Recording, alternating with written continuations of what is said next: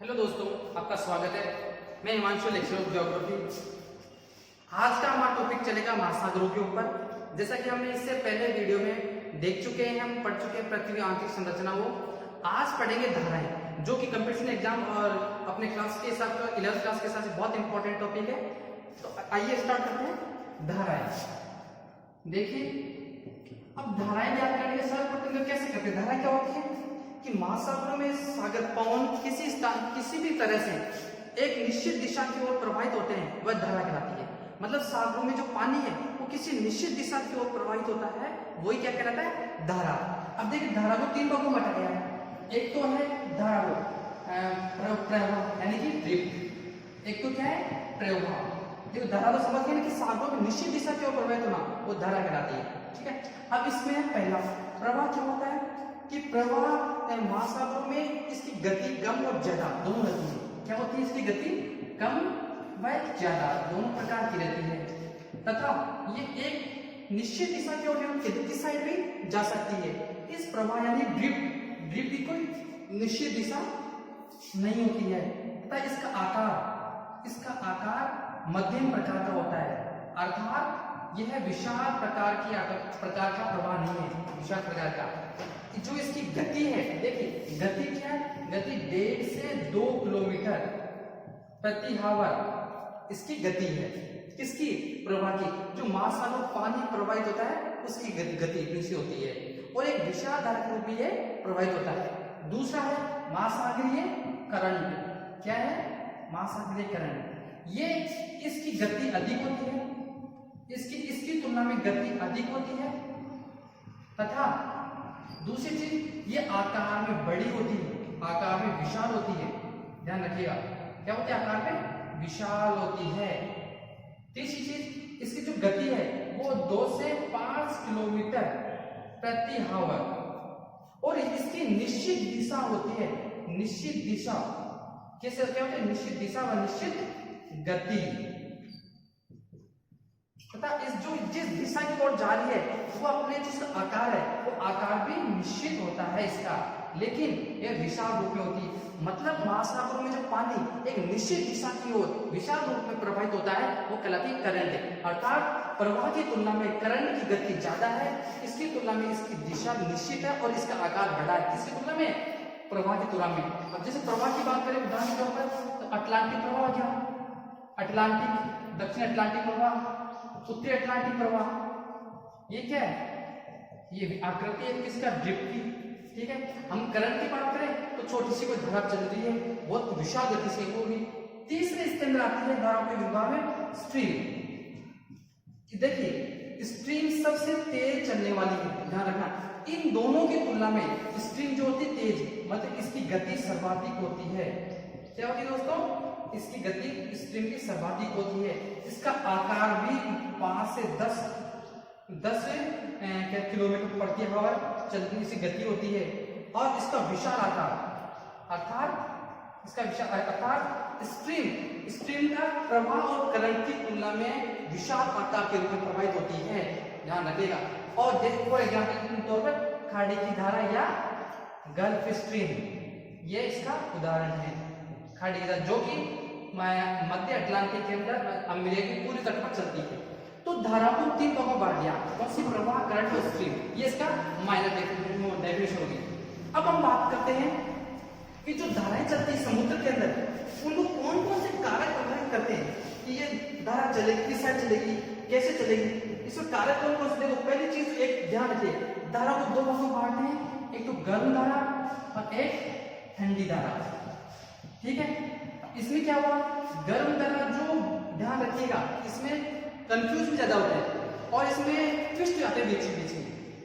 क्या होता है, सभी जो गर्म धाराएं होगी वो विषुवत रेखा से ध्रुवों की ओर जाएगी। जो भी गर्म धारा होगी, क्या होगी, गर्म धारा होगी वो विषुवत रेखा से ध्रुवों की ओर जाएगी, और जो ठंडी धारा होगी वह ध्रुवों से उल्टा हो जाएगा, वह ध्रुवों से विषुवत रेखा की ओर प्रवाहित होगी।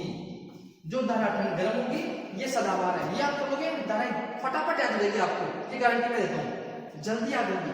ठीक है, अब ये दो बात करते हैं, अब बात करते हैं कि धारा को प्रभावित करने वाले कारक कौन से। देखो कौन से प्रभावित करेंगे, एक तो हो गया अपने बाह्य कारक या सागरीय कारक, इसको बोलते हैं सागरीय कारक। एक तो सागरीय कारक हो गया, ठीक है। इसको दूसरा लेते हैं अपन बाह्य कारक, ठीक है। अब सागरीय कारक में एक एक लेते हैं। देखिए सागरीय पहले तो हो गया तापमान, तापमान को समझते हैं। अब तापमान क्या है धारा कैसे चलेगी, धारा चलेगी, ध्यान रखना, जहां पर ज्यादा तापमान होगा, जहां क्या होगा ज्यादा तापमान होगा तो वाष्पीकरण बनकर पानी हवा में चला जाएगा और वहां पर पानी की कमी हो जाएगी। और जहां पर ठंडा पानी है वो है जल तल क्या ऊंचा है, जल तल ऊंचा होने का जहां से वाष्पीकरण बनकर भाप के रूप में पानी ऊपर गया उस ओर पानी आएगा तो धाराएं चलेगी, है ना, समझ में आया। देखिए मैं जहां वाष्पीकरण ज्यादा का वहां जल तल कम हो जाएगा और जहां वाष्पीकरण न्यून होगा वहां जल तल ऊंचा हो जाएगा। मतलब अधिक तापमान होगा वहीं पर वाष्पीकरण ज्यादा होगा। तो कहने का मतलब है कि ये धारा कैसे चलेगी, धारा कैसे चलेगी कि अधिक न्यून तापमान से अधिक तापमान की ओर धाराएं चलेगी। कहने का मतलब समझते होंगे आप, न्यून तापमान जहां होगा वहां जल तल ऊपर रहेगा क्योंकि वाष्पीकरण होगा नहीं, और अधिक तापमान जहां होगा वाष्पीकरण होगा तो जल तल नीचे रहेगा। तो धाराएं पानी किस ओर चलते, ऊंचाई से नीचाई की ओर चलता पानी। देखिए पानी कैसे चलेगा, यह ऊंचाई है तो किस साथ से किस साथ की ओर चलेगा। कहने का मतलब है कि पानी ऊंचाई से नीचाई की ओर चलता है तो तापमान में क्या न्यून तापमान जहां होगा वहां पानी ऊंचा रहेगा यानी उच्च जल तल, और अधिक तापमान में नीचा रहेगा तो न्यून तापमान से अधिक तापमान की ओर चलेगी। इसी में दूसरा प्रभावित करने वाला टॉपिक है लवणता। जैसे अपने विश्वविद्यालय में इसका एग्जाम्पल गल्फ स्ट्रीम दे सकते हैं, गल्फ स्ट्रीम भी देख लो, गल्फ स्ट्रीम का उदाहरण है ना। लवणता, अब लवणता की बात करें हम तो लवणता में क्या होता है दोस्तों, जहां पर ज्यादा लवण है वहां घनत्व ज्यादा रहेगा तो मतलब दबाव ज्यादा रहेगा, और जहां लवणता कम है वहां पर जल तल ऊपर रहेगा यानी घनत्व न्यून रहेगा। तो उच्च घनत्व से निम्न घनत्व की ओर चलेगी। कहने का मतलब है कि न्यून लवणता वाले क्षेत्र न्यून लवणता से अधिक लवणता की ओर धाराएं चलेगी। समझ में आया दोस्तों कैसे, जहां ज्यादा लवण है वहां पानी नीचे बैठ जाएगा।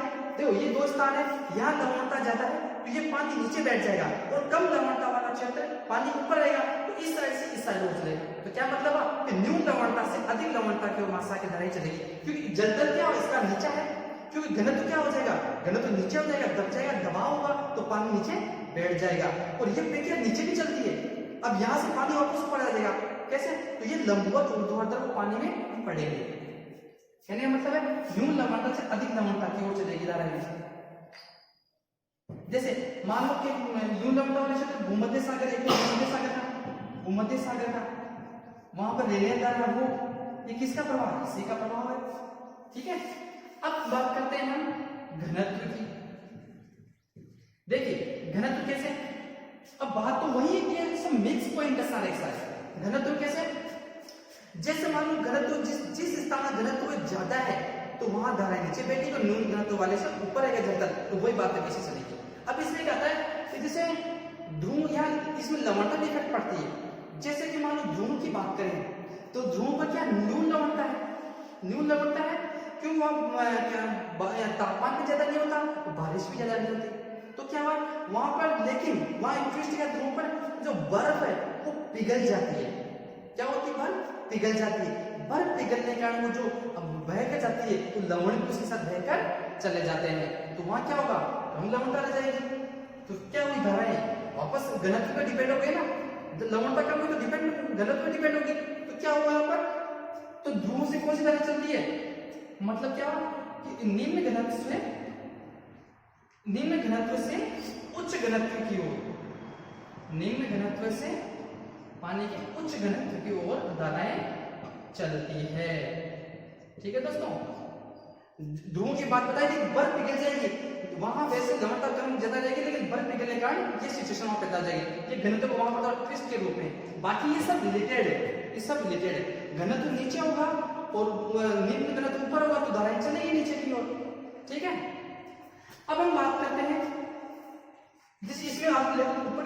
ले लो, क्या नाम है, लेब्राडोर का उदाहरण इसी में ले लो, लेब्राडोर, ये इसका उदाहरण मान लो, ये उदाहरण हो गया इसका, ठीक है।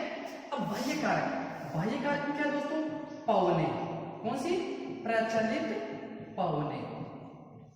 अब पवने कैसे करते हैं डिफेक्ट, देखो पवने कैसे करेगी, देखो बाहरी कारक, समुद्र के ऊपर पवने बहुत तेज गति से चलती है, क्या चलती है, पवने बहुत तेज गति से चलेगी तो वो अपने साथ पानी को भी बहा कर ले जाएगी।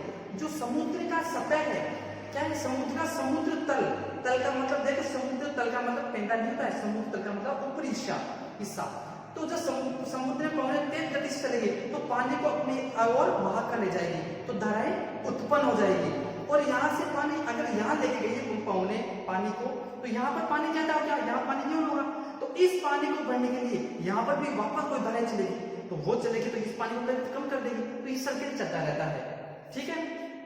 तो पवने भी अपनी ओर बहा कर ले जाती है। जैसे विशुद्ध रेखित, प्रति विशुद्ध रेखी धारा, प्रति विशुद्ध रेखी धारा, तो इसी का उदाहरण है, पवनों के कारण लेके जाते हैं, और जहाँ किनारी धारा है अफ्रीका के पश्चिमी तट के ऊपर, उसका जल को बढ़ने के लिए वो चलती है, ठीक है, समझ में आया। अब यहीं पर बात करते हैं, वर्षा की बात कर लेते हैं इसी में।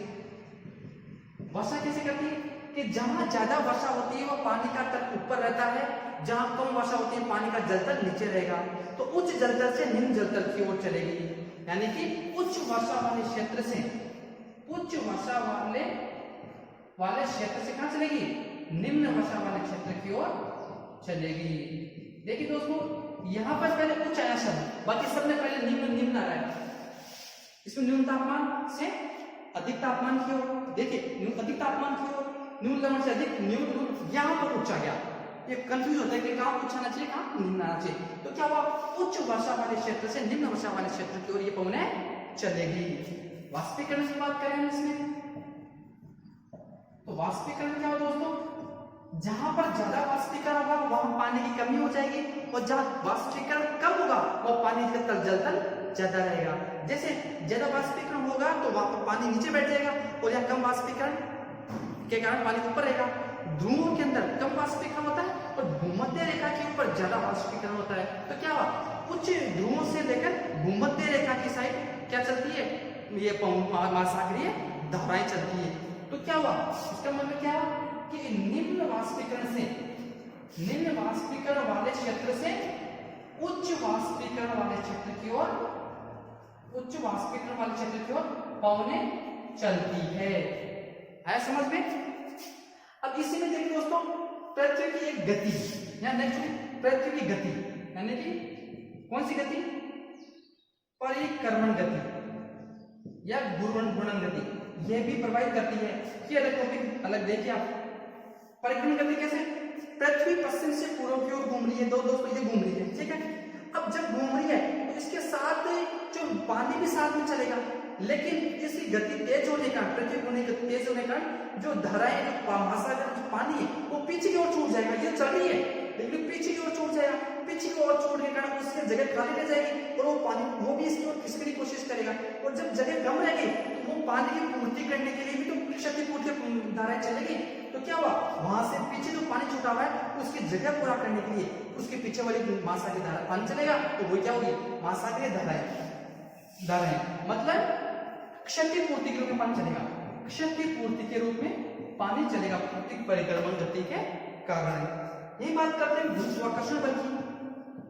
गुरुत्वाकर्षण बल के कारण चलती महासागरीय धाराएं कैसे चलती है, देखिए पृथ्वी के गुरुत्वाकर्षण के बल कारण ये जो पृथ्वी का केंद्र का भाग है वो पानी को नीचे की ओर खींचेगा, और इनकी धाराओं को, तो क्या हुई, ये लंबवत और ऐलिय रूप में यूं चलती रहेगी, इस प्रकार चलती रहेगी। लंबवत रूप में महासागरीय धाराएं चलती रहेगी, किसके अंदर, पृथ्वी के अंदर, गुरुत्वाकर्षण के बल के कारण। क्योंकि केंद्र की ओर पानी खींचेगा तो ऊपर से चलता ही है, तो ये पूरा पानी है, तो यहाँ से नीचे की ओर जाता जाएगा पानी यूं, तो क्या होगा, धाराएं चल रही, तो वापस होकर जब इधर कम पानी हो गया तो इधर चले जाएगी और वापस ऊपर की ओर आ जाएगी, तो ये सर्किल चलता रहता है।